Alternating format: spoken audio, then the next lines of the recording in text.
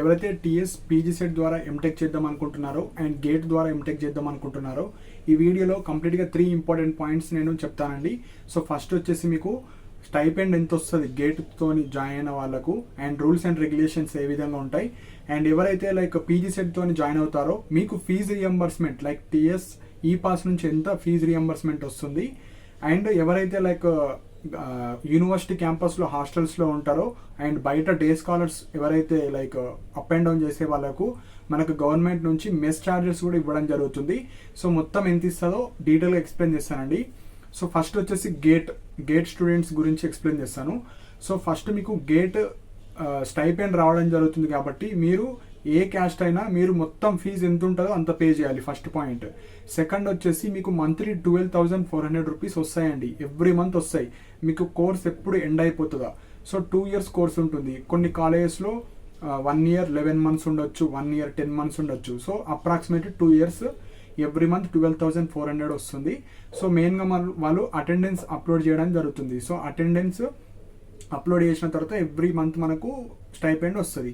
So ఇది main point. ఇక వేరే స్కాలర్షిప్స్ కానీ వేరే ఫీజు రియంబర్స్మెంట్ కానీ హాస్టల్లో కానీ ఏముండవు. మీకు 12,400 వస్తాయి కాబట్టి ఫీ మొత్తం పే చేసుకోవాలి.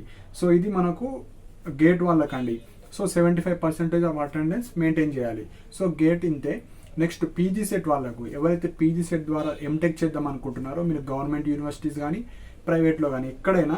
సో ఫస్ట్ వచ్చేసి ఫీజు రియంబర్స్మెంట్ మీకు ఎంత వస్తుంది గవర్నమెంట్ నుంచి. సో ఫస్ట్ వచ్చేసి ఎస్సీ ఎస్టీ వాళ్ళు ఉంటారు కదా, సో మీకు ఇన్కమ్ సర్టిఫికేట్ ఉంటే విత్ ఇన్ లిమిట్, నేను ఆల్రెడీ టీఎస్ ఐపస్లో ఎంత ఉంటుందో లిమిట్ 2 lakhs బిలో ఉన్న వాళ్ళకు ఫ్రీ సీట్ అండి. మీకు ఎంతన్నా ఫీజు ఉండని మొత్తం ఫీజు రియంబర్స్మెంట్ ఉంటుంది. జస్ట్ మీ కాలేజ్లో ఏమన్నా డెవలప్మెంట్ ఫీజు కానీ లైబ్రరీ ఫీజు కానీ అవి మాత్రమే అడ్మిషన్ అప్పుడు పే చేయాలి. మిగతాది మీకు ట్యూషన్ ఫీ ఉంటుంది కదా, మొత్తం ఫ్రీ ఉంటుంది ఎస్సీ ఎస్టీ వాళ్ళకు, ఇన్కమ్ సర్టిఫికేట్ ఉన్న వాళ్ళకు. అదే గవర్నమెంట్ ఎంప్లాయీస్ కానీ ఎవరికైతే ఇన్కమ్ సర్టిఫికేట్ ఉండదో మీరు ఎంత ఉంటుందో లైక్ కాలేజ్లో ట్యూషన్ ఫీ అంత పే చేయాలి. అండ్ నెక్స్ట్ వచ్చేసి బీసీ అండి. సో బీసీ వాళ్ళకు 57,000 పర్ ఇయర్. సో ఎగ్జాంపుల్గా చెప్తున్నాను, సపోజ్ ఒక జేఎన్టీయూ కాలేజ్లో ఉంది, సపోజ్ మీకు ఇయర్లీ ఒక 70,000 ఫీజు ఉంది ఇయర్కి. సో మీరు గవర్నమెంట్ నుంచి 57,000 మనకు స్కాలర్షిప్స్ ఇస్తే మిగతా 13,000 మనం పే చేసుకోవాలి. అదే 80,000 ఉంటే 57 తీసేసి మిగతాది ఎంత ఉంటుందో అంత మనం పే చేసుకోవాలి. సో ఫస్ట్ ఇయర్కి. సెకండ్ ఇయర్లో కూడా 57,000 ఇస్తుంది, రిమైనింగ్ ఎంత ఉంటుందో అంత. సో చాలామందికి ఓయూ జేఎన్టీ తర్వాత టాప్ 10 ప్రైవేట్ ఇంజనీరింగ్ కాలేజ్లో మీరు ఎంటెక్ చేయాల్సి వస్తుంది కాబట్టి కొన్ని ఇంజనీరింగ్ కాలేజ్లో 80,000, 70,000, 90,000, 1 lakh కూడా ఉంటాయి కొన్నిట్లో టాప్ కాలేజెస్లో.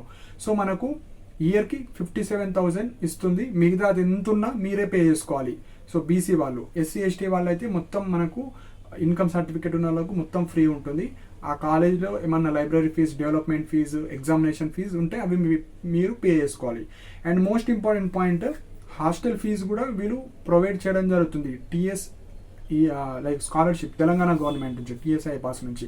సో మెయిన్గా గేట్ స్టైపెండ్ వాళ్ళకు ఓన్లీ స్టైపెండ్ వస్తుంది కాబట్టి ఇక మిగతా ఏం రావు వాళ్ళకు, లైక్ హాస్టల్ మెస్ కానీ ఏం రావు. మీకు హాస్టల్ ఎంత ఉంటుందో అంత పే చేసుకోవాలి. జేఎన్టీ, ఓయూ, కేయూ అలా వస్తాయి.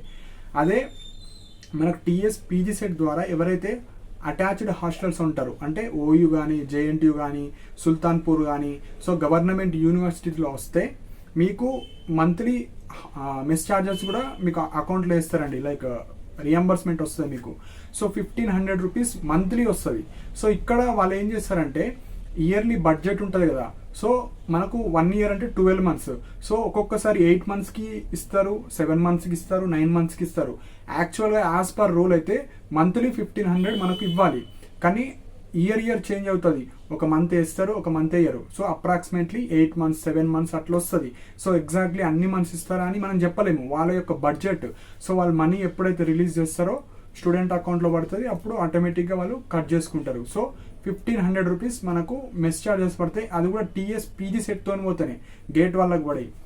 నెక్స్ట్ వచ్చేసి డే స్కాలర్స్ అండి. సో ఎవరైతే టీఎస్ పీజీ సెట్ ద్వారా ఈ ఇన్కమ్ సర్టిఫికేట్ అన్నీ ఉన్న వాళ్ళు, మీరు బయట నుంచి వస్తారు కదా, లైక్ అప్ అండ్ డౌన్ చేసే వాళ్ళు ఏమన్నా కాలేజెస్కి, ఇంజనీరింగ్ కాలేజ్కి ప్రైవేట్లో, మీకు 650 రూపీస్ మీకు రావడం జరుగుతుంది. అదే ఓయూ జేఎన్టీయూ అటాచ్డ్ హాస్టల్స్ అంటారు వాటికి, యూనివర్సిటీ హాస్టల్ 1,500 వస్తాయి, మీకు 650 రూపీస్ వస్తాయి.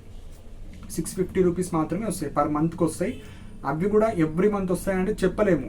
ఇప్పుడు 2024 మీరు జాయిన్ అవుతారు కదా, మీకు ఎంత రిలీజ్ చేస్తారో అన్నీ వస్తాయి. అంటే ఒక మంత్ రావచ్చు, ఒక మంత్ రాకపోవచ్చు. As per rule 650 rupees per month వస్తాయి. ఎవరికి? డే స్కాలర్స్కి. హాస్టలర్స్కి 1500 రూపీస్ వస్తాయి. సో ఇవ్వండి. సో మీరు ఇంకొక డౌట్ ఏంటంటే రెగ్యులర్, సెల్ఫ్ ఫైనాన్స్, ఎస్ఎన్ఎస్ అన్నిటికీ స్కాలర్షిప్స్ వస్తాయి. అటు మీరు గేట్ ద్వారా ఏ కాలేజ్లో జాయిన్ అయినా మీకు స్కాలర్షిప్ వస్తాయి, అంటే స్టైపెండ్ వస్తుంది 12,400. సో కాకపోతే మీరు ప్రిఫరెన్స్ ఆర్డర్ వచ్చేసి ఇట్లా రెగ్యులర్ కానీ, సెల్ఫ్ ఫైనాన్స్, ఎస్ఎన్ఎస్. మెయిన్గా తక్కువ ఫీజు పెట్టడం వల్ల ఎవరు పడితే వాళ్ళు ఎంటెక్ చేస్తున్నారు, స్టైపెండ్ వస్తుందని వాళ్ళు అలా డివైడ్ చేసి ఇంట్రెస్ట్ ఉన్న స్టూడెంట్స్ మాత్రమే రావాలని ఫీ అనేది పెంచారు. అండ్ అలా కేటగిరీ చేస్తారు, regular seat, self finance, SNS. So ఇక్కడ సెల్ఫ్ ఫైనాన్స్, ఎస్ఎన్ఎస్లో ఇంట్రెస్ట్ ఉండి రీసెర్చ్ ఏరియా సైడ్ ఎక్కువ ఫీజు పెట్టినా నేను చేస్తా ఎంటెక్, నాకు హైయర్ ఎడ్యుకేషన్ చేసే వాళ్ళ కోసం పెడతారు. సో ఇంట్రెస్ట్ ఉన్న వాళ్ళు ఈ ఫార్మేట్లో పెట్టుకోండి. సో అటు ఆ వస్తే గేట్ స్కాలర్షిప్ వస్తుంది, లేదా ఈ స్కాలర్షిప్ వస్తుంది. కానీ గవర్నమెంట్ ఎంప్లాయీ పిల్లలకు ఇన్కమ్ లేని వాళ్ళు మీరు మొత్తం ఫీజు కట్టాలి. సో ఇవ్వండి మెయిన్గా పాయింట్స్. సో ఇంకేమైనా డౌట్స్ ఉంటే కింద కమెంట్ సెక్షన్లో మెన్షన్ చేయండి.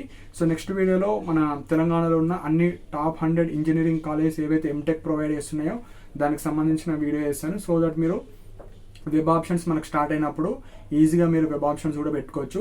అండ్ ఇంకేమైనా డౌట్స్ ఉంటే కింద కమెంట్ సెక్షన్లో మెన్షన్ చేయండి. అండ్ ఏమైనా మిస్టేక్స్ ఉన్నా కూడా సర్టన్ పాయింట్ మిస్టేక్ అని కింద మెన్షన్ చేయండి, సో దట్ నేను రెక్టిఫై చేసుకుంటాను. సో ఇలాంటి అప్డేట్స్ కోసం నా ఛానల్ని సబ్స్క్రైబ్ చేసుకోండి. And everyday government job updates కానీ, ప్రైవేట్ జాబ్ అప్డేట్స్ కానీ, JRF నోటిఫికేషన్స్ కానీ అన్నీ నా టెలిగ్రామ్ ఛానల్లో ప్రొవైడ్ చేయడం జరుగుతుంది. అండ్ నా టెలిగ్రామ్ ఛానల్ యొక్క లింక్ కూడా నా యూట్యూబ్ కామెంట్ సెక్షన్లో మెన్షన్ చేస్తాను. సో ఇంట్రెస్ట్ ఉన్న వాళ్ళు జాయిన్ అవ్వండి.